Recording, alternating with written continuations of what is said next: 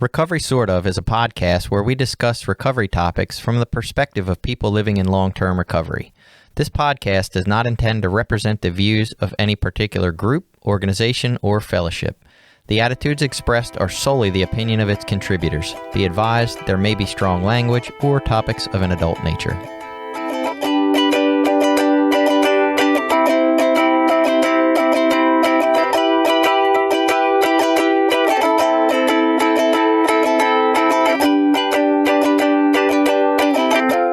Welcome back. It's Recovery Sort Of. I'm Jason, a guy who longs for times of old. Hi, I'm Jenny. I'm a person in long-term sobriety. Billy's not here this week. He's at another convention. He is a convention-going dude, which is weird because we talked about conventions on an episode and he doesn't even like them that much. Yeah, I was surprised he was at another one this weekend. Yeah, that's like 3 in like 2 months. Wow. Or something. I don't know. Maybe I'm making that up. Maybe it's only 2 in like 3 months. Either way, there's more some than I'm going to. Right. I tell you what, though, my Facebook feed is just convention people. Like, that's all I saw this morning. Oh, wow. I saw a few posts, but... Oh, my God. I've never been to a convention. I feel like I'm lacking. Well, now you need to go. Now you need that experience. Didn't you listen to the episode? It said go to a convention and have that experience for yourself. Yeah. Would you go to an AA convention or an NA convention? I'd probably go to like a Buddhist recovery convention, given the choice. Have that? They do. So Refuge has one and Recovery Dharma has one. Just one? An annual one. Just one? They each have their own. Just one, though. Yeah. Why? Wow. I guess, does AA, NA have them like multiple times a year? I mean, there's a world convention that's every 2 or 3 years or something. But then, did you? I thought you listened to the episode. I did. So I don't have my notes in front of me. The areas and the regions all have them. Like in Maryland, there is probably, I don't know, 6 conventions a year. That seems excessive. It maybe, but everybody goes. I mean, everybody loves it. So yeah. No matter how much I say it's not good, doesn't matter. I don't know. I mean, is this judgy? But it's like there's other things to do, like besides conventions. Well, I think it's the nostalgia. Oh, nice segue. Right? Like they're like, oh, remember when I first got here and got in recovery and I went to this convention and it was so energetic and enthusiastic, and then you run into all these people you've known that remind you of old times when you used to, just got here and all that good stuff. Used to just got here, yeah. Used to just got here. Yeah, that sounded right to me. Forgive me for my words today. I had the good old COVID booster on Friday and it's, yeah. Whew. All right. So nostalgia. We're going to talk about nostalgia because, when the topic of nostalgia is brought up, I think of all those times early on in recovery and not so early on in recovery when I glorify the times when I used to use, like, and I don't know necessarily that specifically is nostalgia, but that's kind of how I thought of it, like this longing for this past time that was better than what it is today. Why did you want to talk about nostalgia? Well, that's what I thought of too, like, thinking back to the good old days, drinking in high school with your friends, and it was fun, and everybody was, like good to each other, and we're always having adventures, and nothing bad happened, and like, that kind of nostalgia, and like, so then, 20 years later, you're in your 30s, you're not paying your bills, and you look like shit, and you always have a hangover, but you're like, oh, but we used to party, and it was great. Yeah, somehow in nostalgia, that's what I thought of, was like that 30-year-old version of like being homeless and stuff doesn't exist. It's just like, I only remember that one sunny day when I had enough money for drugs and I didn't worry about any of the other parts. I wasn't sick. I wasn't ill. Nobody burnt me. Like, it was that one beautiful day. Yeah. Yeah. So, when I was in rehab too, they brought up like, it took me going to rehab to realize this, but you're never going to get those days back. Like that was then. It's never going to happen again. And, I was an alcoholic. We started drinking in high school. And I think a lot of the alcoholics I met in AA, we all started like 13, 14, 15. And you don't have bills, responsibilities, and the world hasn't, kind of shit on you yet. Like, I mean, it was starting to shit on you, whatever parental stuff was happening. But then when you're on your own in your 20s, and then you're really on your own in your 30s, and you're thinking back to those days when you were a kid, whether you were drinking or not, it's never going to be that way again. And if nobody teaches you that it doesn't last forever, here I am in rehab, like a 37-year-old kid. Like, yeah, those days are gone, Jenny. Yeah. I always think about that. Like, so I guess maybe it's not nostalgia. Maybe it's more like euphoric recall that tends to happen to people like me, where we just remember the good times of a certain situation. Yeah. But you saying that right now makes me think of like this idea that they say we chase that first high, right? Like that first hit. And even that, in my version of nostalgia, it's like, even if I was always trying to get that original high, even that wasn't good. Like it's a faulty memory of that first high. Yeah. Like the first time I did some kind of opiate, I think I smoked a Newport, I drank a cherry Coke, and then I threw up a couple times in a trash can. Like, but I'm like glorifying this experience. Like, oh, those were the good days back when I just took a couple Tylox on a Friday night. Like, what was so good about that? I sat in a room and puked. That sounds like the first time I tried marijuana. Yeah. You puked on marijuana? I did. Oh my. Yeah. I should have known then. But drinking was really my thing. And actually, it was all happy. It was all like the early drinking days. It was all, what it was like to start drinking, Was it though? It's all like flirting with guys and laughing and, doing silly things. And I think that's the nostalgia that we're going to get into today, right? That's like this overarching feeling that we've connected with it, even though I don't know that that's exactly what was going on, right? It's almost like if you could see the meme of like, this is what it felt like versus this is what happened. It might have been like sloshy Jenny tripping all over herself. Like, most definitely. Yeah. Might have been pretty not so attractive as you think it was. Yeah. I wish we could just, and maybe that's where the world's going to, where we have all these, videos and Big Brother watching. Maybe we'll be able to look back and watch for real what happened and be like, oh, maybe that wasn't what I thought it was. Do you use this in your work, the saying feelings more than facts? No. Okay. I heard that in, I don't know, I think maybe like a parenting book or like, but it's feelings more than facts. And so nostalgia, hanging on to the feelings more so than the facts. Is the suggestion that we should have feelings more than facts? No, I think it's the lesson is the human brain hangs on to feelings more so than facts. So when it comes, I think I read it in the parenting context, it was like, your kid doesn't need to go to Disney World to have the time of their life. It's the feeling, if you can, the fact that you're not at Disney World doesn't mean they won't have the feeling of the time of their life. Yeah. Does that make sense? I guess in that context, I kind of do believe in it. Like it's not, your kid's not going to remember whether you let them go bowling on Friday night or not, or whether you took them to Chuck E. Cheese on Saturday or not. Like what they're going to remember as they go into adulthood is, did they feel loved and valued and heard? Okay. Like that's more what they're going to latch onto. It's not really the little decisions of whether they can go somewhere or whether you punish them. Like none of that's really going to linger. Yeah. Unless you punish them like with abuse, because that's... They'll remember that. Yeah, they'll remember that. And that's not a good feeling. Yeah, that doesn't feel like loved or cared about or heard or validated. Yeah. So I was thinking about that expression, feelings more than facts, in the nostalgia context. You're going to remember, you want to hang on to the feelings. Maybe the facts, you're not going to have Jenny speaking Elvish drunk in a field. Like, I'm not going to remember that fact. I remember, it was so funny. You spoke Elvish?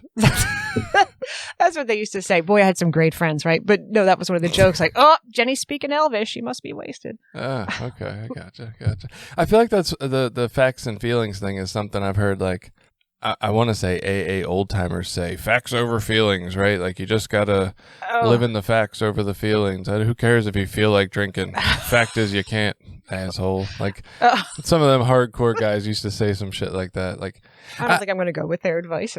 I remember somebody saying like, well, that's the problem. I've been living in my feelings and, judging myself by my intentions, even though all my actions sucked. And now I got to live in the facts and judge myself by my actions. And it doesn't matter what my intentions are because nobody sees them anyway. And it's just interesting. I mean, to some extent, it's not that it's terrible information, but the delivery is definitely a skew for me because like your feelings are very valid. They mean well. They're doing the best they can. Yeah, they are. So anyway, nostalgia. Defined as a sentimental longing or wistful affection for the past, typically for a period or place with happy personal associations.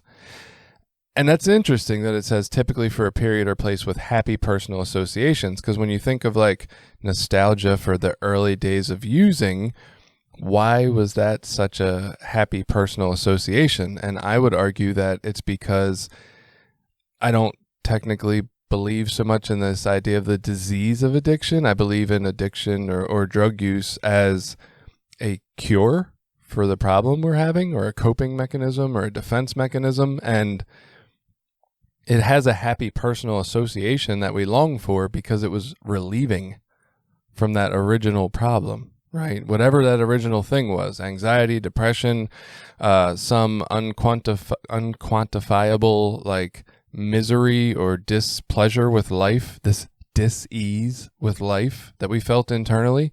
Well, when we used, we were free of that and it felt good. Like I didn't need a whole lot of descriptive words. It was like, oh, this feels nice, right? This is serenity that I've always been searching for. And so, yeah, it's going to have a happy personal association. And if I get in recovery and don't ever address those ways that I felt before I used, that I was trying to alleviate, I'm going to feel them again. And that time when I had the relief is going to seem like a better time, no matter what the consequences were.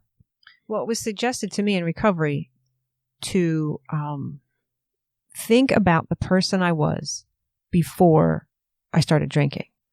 So you have to go back in the little timeline you just had, go back even further. What was I into as a kid? So, like basically having nostalgia for the person I was before drinking and before the stuff happened to me that made me want to drink to excess. So go back to like little kid Jenny, who was like, into like art and, movies and, and little adventures in the woods and stuff, like what lit my fire as a kid. So having like nostalgia for that helps me in recovery to bring me back to the person I am at the core. So that's kind of hard though for a lot of people. You think it's hard?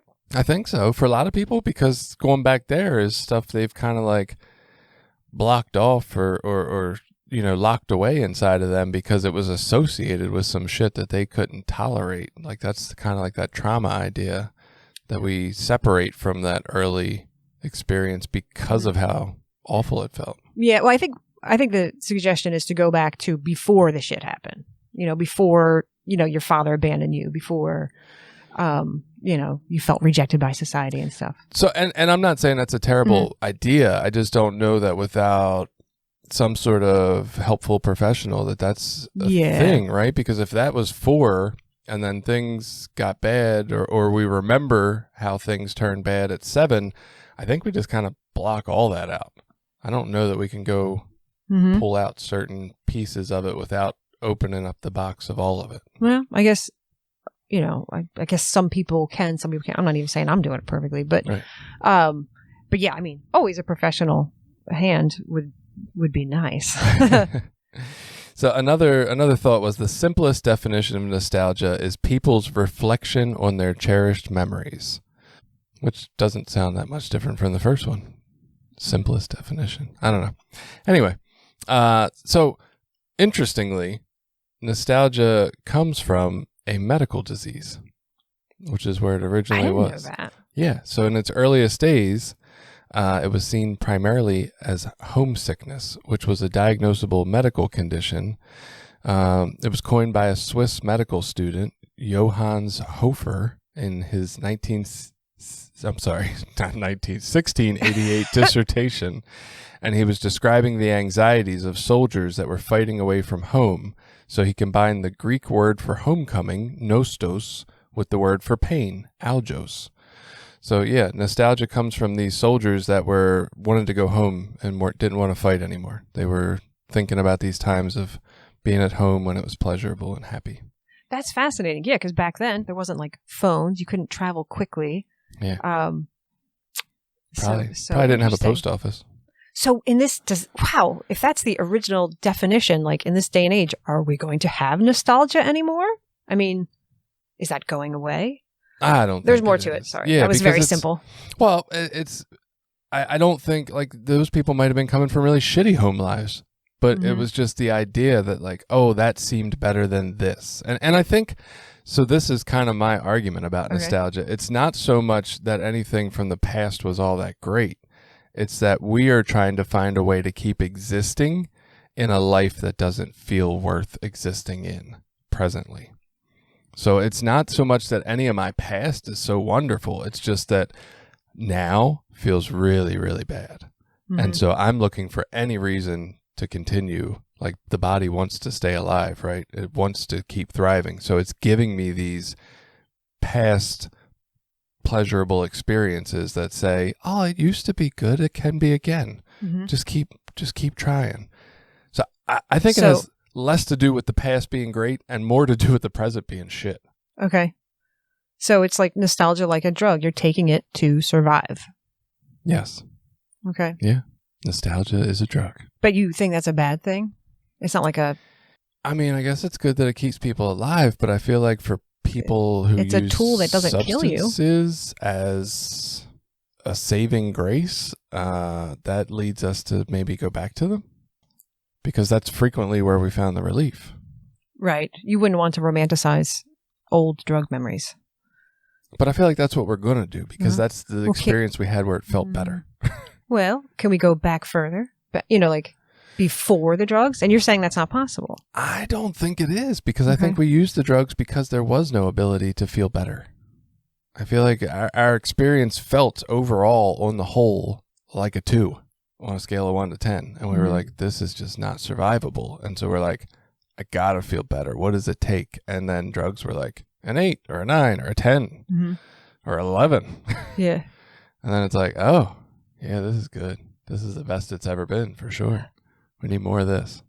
Well, I think it worked for me. I mean, at least when I took the suggestion in rehab to go back to the person I was before all this stuff started happening. And I think our addiction stories are different, so, it helped going back there, but maybe I'm in denial about some stuff. I don't know. Yeah. I don't know. That's outside the scope of this show, but I see nostalgia as a tool though. Like I see it as like when you're feeling like crap, like tap into that warm, fuzzy feeling and maybe get through the day. Like I'm not saying live there. I'm just saying it's okay to think about, Christmas in 1985 if it makes you feel better. All right, now back to the present.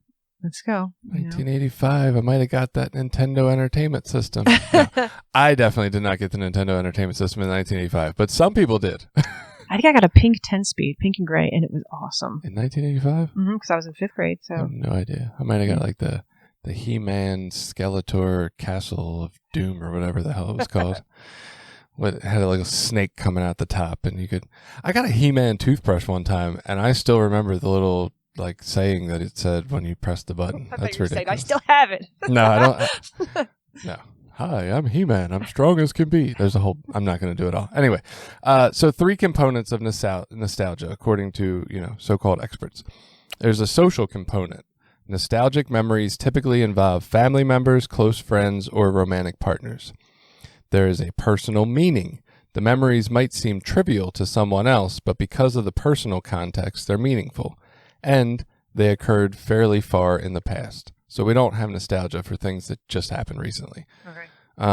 And then in a 2016 study using fMRI imaging to monitor participants' brain activity when they were exposed to nostalgia-inducing stimuli, when nostalgia is triggered, participants' brains showed activity in 2 powerful neural networks, the areas of the brain associated with memory and with the reward system. So it does reward you.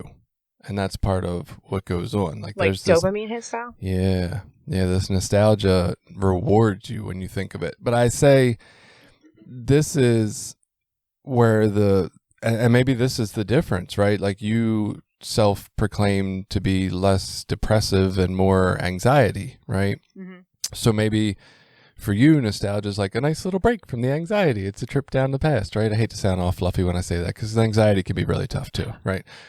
But like for a depressive person, more such as myself, I can remember times, and this hasn't really happened recently as I've gotten some healing, but I do remember times of depression where the thought was like, oh man, remember them high school days or just after high school days when life was so good and this was happening, it was so wonderful.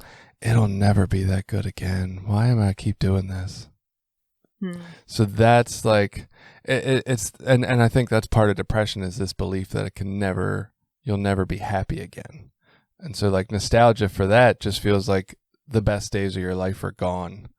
And that's kind of, as if you weren't already depressed, that's depressing. Yeah, that's true. I'm thinking about I thought about, with the show coming up, what would the Buddha think about this, And I wish I was in more touch with a teacher to ask. But I think the Buddha would not greenlight nostalgia. I think he's very why don't you just deal with the present? I think you're asking for suffering by going into the past. I think some Buddhist teacher out there, please comment on social media and let me know. But at the same time, though, the Buddha also was not keen on acting because it's lies. Yeah. And acting is a healthy healing tool modern day. We talked about this outside the show once. So I think the Buddha would approve in healing trauma, if nostalgia helped.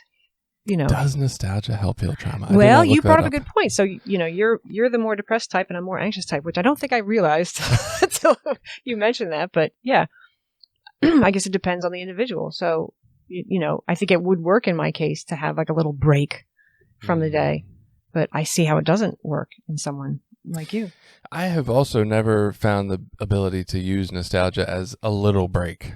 To me, nostalgia is I get sucked right into this all-consuming, wistful memory of a pleasurable experience, and I'm like, oh, I'm being sucked away and carried over here to this place that felt great. And that's a big escape from where I obviously, to me, I don't participate in nostalgia when I'm happy now. I don't need to, right? I'm already here. I'm already yeah, this is so nice right here. And it's those times when I'm not feeling that internal safety and comfort that I'm I got to get the fuck out of my body and go somewhere else. How about the past? That sounds nice.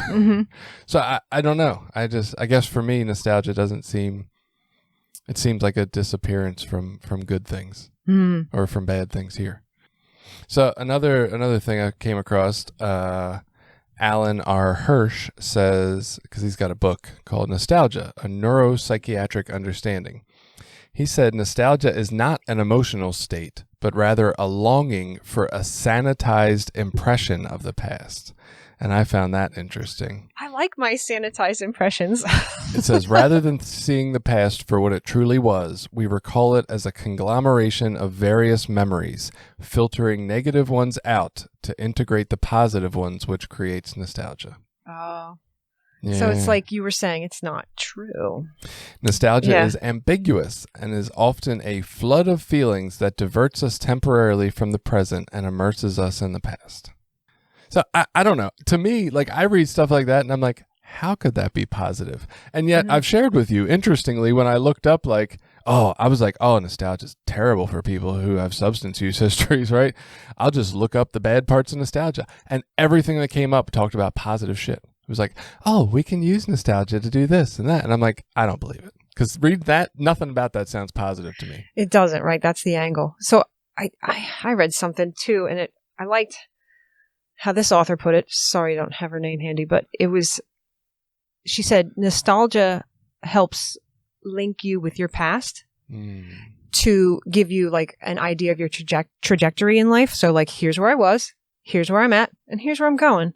So it's kind of an anchor for your storyline. And I thought that was a healthy and interesting way to look at it. But if you think about it as not true, that's, the selective memory. Right. But, you're free to write your story anytime, right? Yeah, but and this is what I pictured when you just said that about writing my story into the future using nostalgia. What I'm thinking is, I remember this, Christmas is coming up, right? Oh, there's this Christmas tradition I used to do in my family that always felt good, or at least I'm picturing that it always felt good with my family. I'm not remembering that, my father caused an argument Christmas morning and ruined the Christmas opening present experience by yelling and being miserable and giving us the silent treatment or nothing. I'm not remembering that. I'm just remembering like this sanitized impression of like, oh yeah, it was so fun. We had rolls and we buttered them and we ate breakfast and we opened the stockings, right? So now, whenever my life doesn't look like that currently, when I can't recreate this perfect memory I have, which isn't real, now I'm bitter. Oh, you fucking kids are ruining Christmas because you're not doing it perfectly like I used to have when I was little with all these Holy great shit, memories. you just turned into your dad. Right. Right. Because I'm trying to create something now or in the future that didn't really ever exist because life isn't perfect. That's a great it's example. never I'm like sorry, that. it's a sad example, but that's a perfect example. Yeah. It's not totally accurate. It might have been a little emphasized, maybe. It sounds similar to my Christmases. Well, yeah, but Yeah. I'm just saying, like, we're trying to create something that never could have been possible because we're humans and we have emotions, and nothing was ever like this Hallmark movie experience that I'm picturing it to be. Yeah. But I'm trying to recreate this Hallmark movie experience thinking it was real, and now I'm just getting bitter at everybody around me for not being the right people to create that with. Yeah. So now I'm divorced, and I don't see my kids because them fuckers in my family can't be what I thought my family was, which was definitely not what I thought my family was. I don't know. Yeah. I think Christmas coming up is how nostalgia came up for me too, because thinking back to Christmases when I was drunk, like like Were drunk. they the best ones? Well, I mean, oh my God. So if I worked in an office too before I had kids, and just the amount of liquor I'd bring home for just me and my husband, like it was like so much. Terrible. Anyway, so I'm glad I'm not living that way anymore. Like you'd have like Christmas, like alcohol poisoning, like terrible. The only thing I remember about Christmas is that it was hard to cop. It's hard to what? It's hard to buy drugs. It's hard to Oh, cop. okay. Like nobody wanted to be out selling on Christmas. Hey, drug dealers have families too. They want off, Right. That's bullshit. I was like, why is it so hard to cop today? So I'd be like, oh, it's Christmas. I'd be like, oh. All the liquor stores are getting new clients on Christmas Eve. But I guess I was thinking like with the holidays coming up and how grateful I am, to be like, wow, I'm present. I don't have to, be hungover or sick, for the holidays. And then, all the things I can do for Christmas. One of the things was, Christmas cards. You're talking about your Christmas and like, oh man, I loved getting mail and, and to get mail, you got to send mail. And I used to do, no lie, when I first got sober, I did like 400 Christmas cards. Holy shit. Oh my God. I spent so much money because I burst onto the sober scene like, I love my life. I was just like, I'm going to tell everybody I've ever met, Merry Christmas, and I would do so many Christmas cards. And then Merry Christmas, I'm sober. pretty much, if they had a card that said that. And so then I tapered it down over the years, but literally like anybody, and we're all on Facebook, like everybody knows what we look like. Everybody knows Merry Christmas.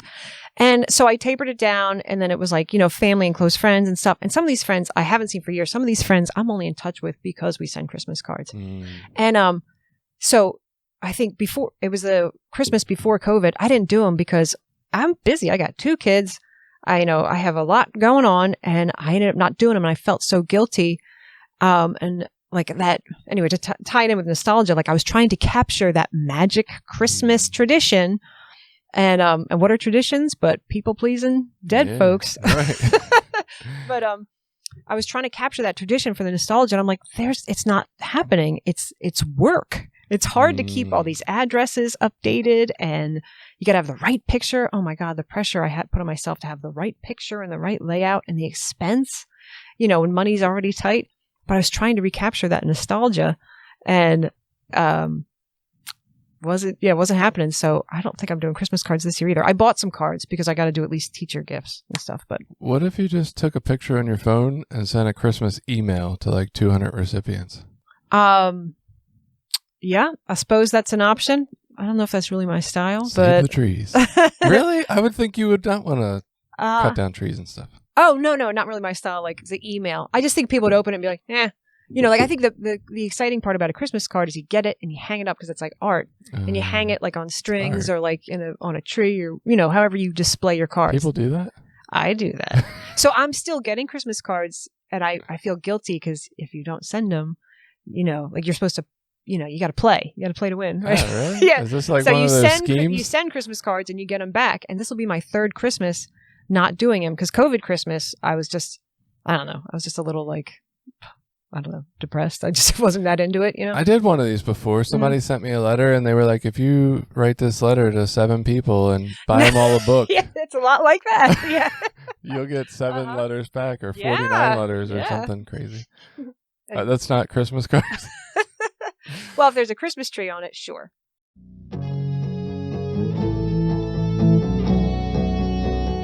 This episode has been brought to you in part by Voices of Hope, Inc., a nonprofit recovery organization made up of people in recovery, family members, and allies.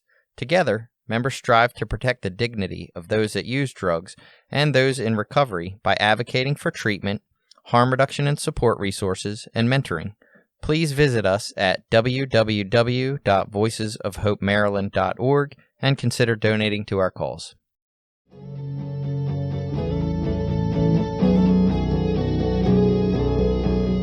So another person goes on to say, the comfort of childhood and zero responsibility. Oh, yeah. And I think that's where a lot of our nostalgia comes from, right? It's not so much that these times were better, it's that they were better for us. Right. Because we were kids and didn't have bills and life, and we didn't know nothing about politics or oppression or any of that stuff, right? It was just like, oh, hey, I go to school and I do this crappy homework and that's all my life. Yeah, That's let's it. go I watch some play. cartoons and eat Right. cereal.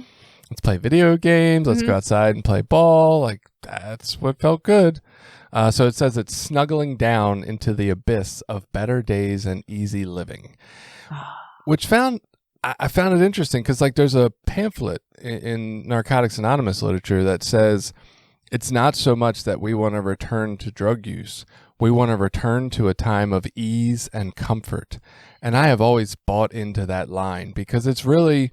For me, I see that in my life in recovery. Like, I don't have to go use.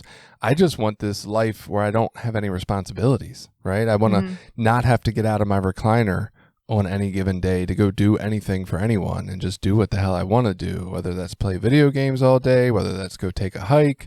So it's this return to a time of like someone making all my dinners and lunches and not having to prepare meals and not having to pay bills and not having to work. And I think that's a lot of what nostalgia is. Like, if we think about nostalgia, most people are thinking about times when they didn't have to do anything, whether that's kid times or substance use times.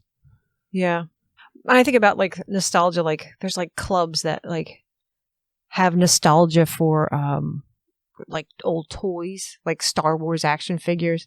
But then what's that like Civil War reenactment? Isn't that like nostalgia for a time they didn't even live in? You know? Like, do they think that was better? Is it? Or do they just enjoy the idea of... What's nostalgia and what's obsession? Do you think that's obsession? I just thought that was people who were like, oh man, this was really interesting to experience living in another time. They spend a lot of time. But why do it for a war? Why not just like practice living in medieval times or something? Just for go the cook fun over of a fire. Yeah. Huh. I mean, they commit a lot of time, like outfits and practices. Right. And how do you choose which side you're going to be on? I wonder. Is that like, does that have to do with how you feel? I think it would be fun to be a bad guy, you know? Really? Just, because I'm you want to do something you're not normally doing. Huh. You know, like, here's my chance to be a bad guy, and it's all for pretend. Guys? Sure. Well, which war are we talking about? I thought we were talking about Civil War. Civil War, yeah. Wasn't there like the bad guys that, wanted to keep slavery happening? Actually, I don't want to be that. Never mind. That's what I was wondering. Like, are you sure? No, I think I want to be a bad guy like Gaston and Beauty and the Beast. Like, he was bad. Like that bad guy, but... It's interesting. Are there bad people in wars? Yeah, I don't know, but that doesn't really fit in with nostalgia too much. I think that's our nostalgia version, is that one side was good and one side was bad. Oh. I don't think it's that simple. I think there was people that just were told, we're going to change your whole way of life and tell you how to live. And they were like, oh, no, you can't tell me how to live. You're not going to change my lifestyle. I'm not saying that slavery was right or that I'm, proponent of the South in the Civil War, but just... I don't think it was just as simple as like, oh, you're a racist, so you're bad. There's more. There are more factors. Yeah, there's a lot more to it than that. You remember fleeting feelings, emotions, and moments of glee, but you do not remember the seconds of sadness and hurt before it, and you don't remember the pain and anguish of the hours after. You only remember what your biased mind has chosen to recall. And that's what I think is interesting about nostalgia. It'll take these few select moments of joy and it will make them stretch into feeling like the entire timeline, even though, like this explains, like there was pain and sadness then and there was pain and sadness right afterwards. Like, why is it so weird that our brains don't remember that? They do, but I guess it's just selective recall, Yeah, it's just this like, I can't describe it any better than the words people have already said. This sanitized impression, right? This euphoric recall, this idea that like everything was good. I was still just as frustrated not getting the toy I wanted on Christmas or with my parents not getting along in those moments, but I don't remember that as easily as I do, oh, well, we went on this vacation, not, the couple of days on that vacation where they were arguing and things seemed weird and I felt like I had to choose a side to get along, or like, I don't remember all that. I just remember we were in Ocean City. It was great. They say in AA, play the tape through. Do they say that in NA? So you can have selective recall, but play the tape through. What comes after? You take that drink, Yeah, they say to play the tape all the way to the end is what they say. But I feel like that's even selling it short because it's throughout the whole tape that stuff existed. And our brains or bodies or whatever just can't bring it up. Well, no doubt. Like if I went, the first drink would probably be awesome. It's the next 8 that would be fucking awful. So going back to Hirsch. And then I die. Right. Going back to Hirsch, he says, however, as it turns out, nostalgia isn't about remembering memories at all. Nostalgia does not relate to a specific memory, but rather an emotional state. We put an emotional state within an era or a specific frame and choose to idealize that specific time. We deduce that because we remember the feeling of happiness at the park, our childhood must have been better than right now. And so that's, going back to it. It's just these pieces of memory. The desire to escape into the imagined, idealized world of a prior era, even one you weren't alive for, represents a different and independent type of nostalgia called historical nostalgia. So maybe that is what those Civil War people do. Historical nostalgia is often concurrent with a deep dissatisfaction with the present and a preference for the way things were long ago. Unlike personal nostalgia, someone who experiences historical nostalgia might have a more cynical perspective of the world, one colored by pain, trauma, regret, or adverse childhood experiences. So yeah, people are like, we need to go back to the good old days. And like, do we really? Because you need to look back at the good old days. What was the good old days like? Was this the 1950s before like people who had disabilities even had rights? Like, is this the 1910s when all children worked in like coal mines and factories? Like, what part of these good old days are you missing in your, sanitized version of what it used to be like? And that's, but you know what? Knowing that, I think that helps me. I don't want to say have more tolerance, but have more understanding of people who have different views than me. It's not just that they want this one thing or another thing. It's that they're really believing that some past time was better and not looking at the actual reality of what that past time truly was. Yeah. And when that little, the last tidbit you were there, they have an adverse childhood experience. I'm like, oh, now I feel bad for you. And I'm thinking about a certain modern day population that it's always looking back, at like things are better, like better for who? Just you, white male? Yeah, sure. I'm sure it was great for you, But was it even better for them is really the question. I get what you're saying. Yeah. And sure, I'm sure there's some of that, but I'm like, I don't think we're seeing the big picture of like we have progressed and things have changed for the better. Maybe not in all areas. Maybe you don't agree with the way we've changed in all directions, right? But there's been a whole lot of changes since whatever time in the past you're thinking was better that you would not want to live in that time. If we sent you, like if we really could send you back to that time because you're like, yeah, fuck these 2020s. Yeah. You would probably be severely disappointed in what you saw. Yeah. Your experience would not be what you think it was. Exactly. So here's a piece. Nonetheless, from a treatment perspective, reports suggest that personal nostalgia can be used therapeutically to help individuals move beyond trauma in the aftermath of violence, exile, or loss. At the same time, someone who has endured trauma without proper treatment could become subsumed by a malignant form of nostalgia that leads to a perpetual yearning to return to the past. That's what I think I used to have, is this idea that I was constantly like, oh, I gotta find a way to get back or recreate this younger Jason experience because that was good and now is not. So it's interesting. I guess that's saying that, like, used properly with healing, nostalgia can be good. Okay. But when you just aren't healing and haven't grown or don't even know that there's wounds and you're just, focused on this past experience of being good and how now isn't, that's not going to help you.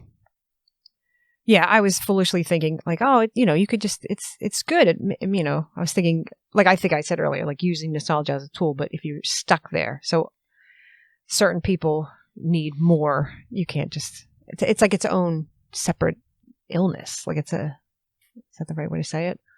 Yeah. Yeah. So Dr. Stoicheva says engaging in nostalgia is an emotional regulation strategy.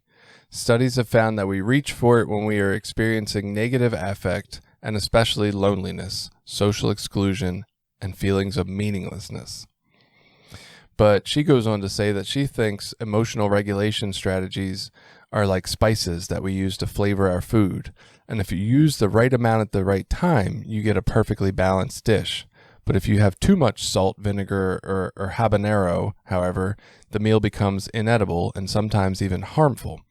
So reflecting on the past with the goal of fortifying social bonds, increasing positive self-regard, and bolstering one's sense of meaning in life can undoubtedly offer significant benefits for well-being. However, when taken to an extreme, nostalgia can also, on the other hand, lead to unhelpful behaviors and negative consequences, and on a different hand, prevent us from utilizing more helpful coping strategies. Wow. That's a great example. And now I'm hungry. And she finishes up that the difference between helpful and harmful nostalgia is the difference between incorporating the positive emotions of reminiscing into the present versus renouncing the present for the sake of reinstating and perpetually reliving some moment in the past. And I think that's maybe where we were talking about the differences, right? Like I tend to think of the present as intolerable, and I just want to, nope, I'm not going to do it. We're never going to do the present anymore. We're only going to be in this past euphoric place, or we're going to somehow try to figure out a way to recreate it. But really, for me, it wasn't recreating. It was just, this is miserable. I wish I could be there and I can't. It was very Eeyore or worse. Yeah. But yeah, so if you can, not oversalt your nostalgia, you're okay. That's funny though, because if I make something at home, food wise, even if it's bad, I still eat it. So even if it's too salty or whatever, I'll still eat it. Is that a nostalgia for a time when someone was a martyr in your life? Maybe I'll think about that one. I still think nostalgia is a good thing, but I guess yeah, it's like any tool. If it's not wielded wisely, it could harm. So. Well, I mean, now that we're 40 minutes in, maybe we should talk about how this works with substance abuse. Yeah, I think we talked about substance abuse a little bit. Yeah, well, we can rehash it some. So All right. People may be more likely to reminisce about the past when they're overwhelmed by the present or scared of the future, which sounds a lot like Narcotics Anonymous' idea of the triangle of self-obsession, right? We're scared, resentment, anger, and fear. We resent the past, we're scared of the future, so we're angry in the present. So focusing on the present through practicing mindfulness may help people remember what they have going on in their lives now that is a positive. Setting goals can also help people think more about what they want to be in the future. Coping with nostalgia may also involve making new memories in old places or with old trusted friends that don't involve drug or alcohol use. Another thing that may help is adopting an adventurous attitude. Trying something new every day can help a person enjoy the present. That's interesting about the creating new memories in old places. I remember that was a thing, like we always talk about avoiding old people, places, and things. Mm-hmm. And I got this job in recovery early on that I had to drive past a place that I used to cop on the way home every day. And like for a long time, I would make phone calls when I drove past it. Some days it didn't bother me. Some days it was like, oh man, I feel like I want to go over there and buy something. So let me call my mom, let me call my buddy, let me just talk about anything else besides, here to distract myself. But over time, that created a new like memory link in my brain. So now when I drive through that area, yeah, I still think sometimes I used to cop over there, but I also think, oh, hey, this is the way I used to drive to work when I worked at that job I had early in recovery. So it's like a new nostalgia for that area. I think about that with my hometown too. So when I go through my hometown, like sometimes I'm like, oh, memories. And then all of a sudden I'll be like irritable, like, and if I'm being mindful, and I think that's the key to this whole thing is that, mindful nostalgia is the solution. But yeah, if I'm going through, my old hometown and, I just have to remember like, all right, well, that was old me, I'm not a bad person. I am not, that is not how I behave today. There's the curb I slept on when I fell over drunk. Yeah. I puked there. I puked there. I puked there. Okay. There's that back parking lot that I had sex in. So that's interesting that you say mindful nostalgia, because to me, that's like an oxymoron. Oh, because you're either getting carried away or not. Oh. Right. Because mindfulness is about being here, which means I wouldn't need to be there. You could frame it with mindfulness and be like, all right, for the next 5 minutes, I'm going on this journey. Can you do that? Can you? I do that. Yeah. Is that mindful? I think so. Somebody needs to instruct me. I just set aside time to daydream. Let my mind, give my mind a break. That doesn't sound mindful. I'm not saying it's bad. Well, it's structured, Structured, okay. Structured nostalgia. Yeah. That's what we need. People working towards successful recovery from addiction can also remind themselves of the more negative consequences of substance use. This sounds like playing the tape all the way through to the end. Making a list of physical health symptoms, mental side effects, or embarrassing behavior may help someone remember that time spent drinking or using drugs wasn't as good as they remember. So this is about almost tamping down nostalgia, right? Like, let's not just think of that good stuff. Let's actually remember the whole story. Like, oh, remember that time you pulled your boobs out in the bar because you were drunk and that was embarrassing? Or that's not my story. Maybe it was mine. Maybe I pulled my boobs out in the bar. But yeah, this idea of like actually getting a more realistic version of the memory instead of just this sanitized feeling version. But doesn't that open the shame gates? Is that where you were going with that? Like, I don't know. Does it? I think it's more of just remembering like I guess I'm picturing somebody early on or not early on thinking about, man, life was easier when I was doing that. It felt good. It was relieving, blah, blah, blah. And they're more picturing the feelings of that one good day and not the other 364 shitty days they had that year. And it's more about just reminding themselves, well, there was also that day that I got burnt at like 3 a.m. when I sold a keyboard for $20 and it was my last $20. And then I was just miserable all night and I ate a mustard sandwich. And that's totally not specific to my story at all. If you're finding yourself nostalgic for times when you drank or used drugs, seek out recovery support groups or learn about options in your area that can help you stay in recovery. So yeah, that's one of the important things, I think. If you're feeling like returning to this old time of using would be a good idea, the first thing you should probably do is reach out, right? Like talk to it, talk about it, talk to someone about it. God, yeah. I can't talk. That booster shot is a doozy. Yeah. Woo! I might have to change my clean date. No, but yeah, talk to somebody about it, right? Because I don't know anybody that can't relate to this idea that like we have these thoughts or feelings from time to time, this idea that things felt good. And let me tell you, it makes total sense. It makes sense that if your life has been filled with these experiences that lead to an overwhelming feeling of like negative self-regard and self-hatred and all these things, of course you're going to like glorify and seek out this time when you didn't have to feel that, which is what substances do. They're not a good coping skill in the sense that they provide great outcomes, but they're an incredible coping skill in the sense that they work. Like they relieve pain. That's what they're for. They take you out of the painful, miserable experience that you might have without seeking some healing and growth, and they transport you to a time that feels better. So yeah, it makes sense that you feel that way, and that's okay. But let's remember some of the reality of this nostalgia you're feeling, right? Let's remember it wasn't all actually rainbows and butterflies. And then let's start a process of working towards something that feels better without that. Like there's other coping skills that can work too. It's going to take time. It's going to be a painful process. But there is relief on the other end of this as well. We just got to hang on, right? And I'll be here with you while we hang on. Like, yeah, reaching out. Yes. Staying in the present. Mm-hmm. Yeah, recovery's a we process. Mm-hmm. Nobody does it alone. Doesn't happen that way. Nope. I didn't heal alone, that's for sure. If you think about giving your addiction another chance because it wasn't that bad, you're not thinking clearly. You're not thinking about the facts. I'll be honest, I don't have a lot of nostalgia for drinking. I have like nostalgia for like life situations, but for the actual drinking, at least right now, things change, you know. At least right now in my stage, I don't think the thought of drinking scares me. So do you still have nostalgia for using? That all depends. I don't think so.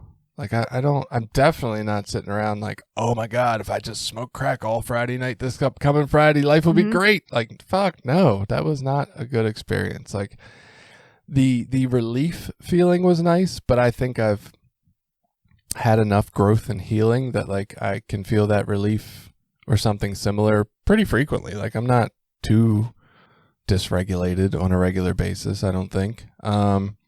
So I don't long for that at all. Like, when I picture that, I'm like, oh my God, I used to like be paranoid and sit in my car with a can trying to smoke this shit on some ashes and smoking a billion cigarettes to have enough ashes to smoke it with, and worried the cops are coming and seeing the fucking shadow people like peeking out windows. Like, this, no, that wasn't, it's not a good time. Even though at the time, and when I first got in recovery, I was like, oh my God, that felt so good. Like, no, that doesn't sound good at all, man. It sounds crazy. That does sound crazy. Yeah. Right? Yeah. Right. But I think with a healed body and mind, I can see that. But I couldn't early on, right? To tell somebody else, they're like, oh my God, what the hell's wrong with you? I don't think of like sitting around in a chair, nodding out and scratching my face and stuff like that. That doesn't sound pleasurable to me at all either. Honestly, I don't think any of it sounds pleasurable. Even thinking like I talk about on here, like I think maybe these hallucinogens or psychedelics could be useful for, you know, healing and growth. I don't actually like sit here and long for the feeling of being on them. Like, that scares the shit out of me. I'm like, ew, I don't want to be high. Can't you just give it to me while I sleep or something? I can wake up feeling healed. I don't want the experience. That's weird. Be out of my mind. I like being in my mind. It's kind of nice. So no, I don't have nostalgia for that. I think, like I said, I really believe, at least from my experience, what it feels like is when life was miserable, intolerable, and I was very dysregulated, and I didn't know the word then, but felt unsafe, then yeah, I wanted all these past times to make me feel better. That was my experience with nostalgia. I don't have a lot of nostalgia now for like anything. Really? I don't think of any past time as being better. I'm like, they were cool. I had some nice memories, but there's also some not so nice memories. Like, they're all there. Do you still recall things from any other point in time in your life, nostalgically? Yeah, I guess certain childhood stuff. Me and my brother, we were happy kids until we weren't. You know what I mean? Huh? How were you happy kids though? You know, we were just, we played, we were imaginative, like we lived in Long Island, like we were on the water. Like I mentioned earlier, we just like run around the woods. We watched TV shows. Oh, we used to go to Sunday school. Like, we had each other. We had friends in the neighborhood. Life was good. And there was like nostalgia for times in like college. I had a good group of friends. So even though I was drinking, there was a period of time in college where I wasn't drinking to excess because I had these great friends. And for me, at least, it was about connection. And I had this great group of friends in college, and I wasn't like drinking my face off because I don't know. I just had connection. But then actually it's funny, if we had a party, like a Halloween party or something, I'd get wasted like real quick, and, but it still didn't occur to me that I was alcoholic. But so yeah, I have nostalgia for like, some of that wistful kid stuff, and then old friends and relationships, and like, one of my old boyfriends who passed away this year, in part largely due to alcohol. Like, yeah, I still have like nostalgia for the times we had. Like, wow, we were close, man, But play the tape through. We were also really drunk and, kind of irresponsible and not so great to each other. But, Right. like there were these like tender moments like, that was nice, So I have like passing nostalgia for that. And I'll indulge in that. Like, I miss him. All right. Back to the present, so I have those nostalgia moments. That's that structured nostalgia. Like I will let myself get carried away with a song or a memory. But then I try to bring myself back. All right. I'm a mom. I got 2 kids. I live in Maryland. I'll be where my feet are, Yeah, my nostalgia, like if I think about it, I was like, oh man, we used to play ball when I was in elementary school. We would go out in the backyard and like hit a tennis ball with a baseball bat and go down to the park and we meet up with some boys and play football. But like when I really examine that, they weren't really good friendships and those kids weren't really all that great to me. And it's like, I don't know. Was your childhood really that good or do you just not remember the parts of it that maybe weren't? Yeah, our neighborhood had bullies, and I was kind of, sure, like I was kind of a nerdy kid, I had good enough friends though, I think I had an average childhood. Huh. And then, my parents, they didn't get divorced till high school, but their relationship deteriorated. And that's when like everything kind of deteriorated. So for the childhood, but those early days were nice, It was simple. And I didn't have much responsibility. Like we did chores on Saturday, like that was my responsibility. We didn't have pets or bills or, whatever. It was just go be happy. We were healthy, not like no medical emergencies. So I don't know. I grew up a lot with the kind of only child experience, not technically an only child, but had that experience quite a bit where I was the only kid around in the house. Yeah, I don't know. Felt kind of lonely a lot of times. Like I basically just spent a lot of time playing with me, and that wasn't always the best thing to, what do they say? Addict alone's in bad company. Like I think I already had some of those like feelings of displeasure or dis-ease with life. So it was like, I gotta sit here with me all day. God. I don't know. Sometimes I have no science behind this, but I think those kids that were in their head a lot as a kid exercise their brains in ways that are useful as an adult. Maybe I just overthink and make a podcast about overthinking. So some of the things you can do besides calling people, which I think connection in the present is probably one of the best things you can do. If you're feeling that nostalgia, if there's some kind of, whether it's during the holidays or any point in time when you're thinking like life was better at some other place, calling people is a great idea. Practice mindfulness, right? We talk about meditation for mindfulness. It doesn't even have to be a sitting meditation. It can be a walking mindfulness practice. It can be a washing dishes mindfulness practice, like something to get you in the moment here and kind of telling yourself a little bit like this is a new life and you get to create new memories that also feel good, right? Like these reminders that wasn't the only positive and probably wasn't even as positive as we're making it out to be. And this kind of ties into what you were saying about like going back to pre-trauma to think about it, asking yourself, what can I do now that I couldn't do while I was actively using, right? Or before recovery. So, what were those lost dreams that I used to have? What was it about being a kid that I really liked about me, right? Did I like building? Did I like thinking? Did I like writing? Did I like drawing? Like maybe I can get back into that and reconnect with that piece of me. Or maybe you just always had a career direction or you played a musical instrument. Like there's things you can do now. And so maybe that's what we need to try to recall while we're in this nostalgia of life sucks today. Well, why does it suck today? Maybe I need to go to counseling and find out why it sucks today and start to explore some other things. I think I'm going to have nostalgia for the show. 20 years from now, I'll look back and be like, remember when me and Jason and Bill used to record that show? Oh, as long as the internet doesn't crash, I guess it'll still be available. I don't know. Oh, and I can go back there mindfully. Right. Mindfully go back. All right. So if you're having some of these sanitized, beautiful versions of what life used to feel like when you were getting high, this is the things you can do. So try to do them and not be stuck feeling that life is miserable today. Because if it is miserable today, and if that's what you're trying to escape, to go back to, like, maybe we need to do something about that. And I don't know if that's step work. I don't know if that's some other form of recovery. I don't know if that's, professional counseling, but like seek something, man. Because if life is miserable, that's not the experience it's supposed to be. Right. All right. And it is we. So do reach out. Yeah. We will have a good week. See ya.